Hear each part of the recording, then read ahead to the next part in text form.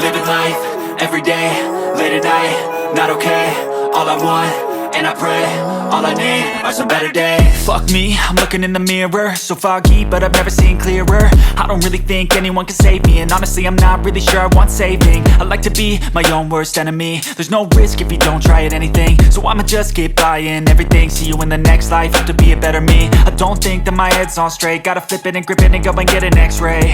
What's wrong with me? I just feel weight pushing on my chest and it squeezes till I suffocate. Better change my mindset, meditate. It's pretty cool that I'm alive and have better days. I could walk, see, hear, I should celebrate. Think I could change my mind, maybe elevate.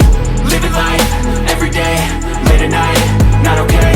All I want, and I pray, all I need are some better days. Yeah, all I need are some better days. Cause all I want, and I pray, I believe in the better days. I'm kinda stuck between a rock and a hard place. Do I work hard or live at my pace? You're only young once, yeah that's all great, but I also want a future where I'm okay. Living life is doing lots of cocaine. Wait no, it's living with no shame. Wait no, it's sleeping in on Sundays. I guess it's different for each of us and that's okay.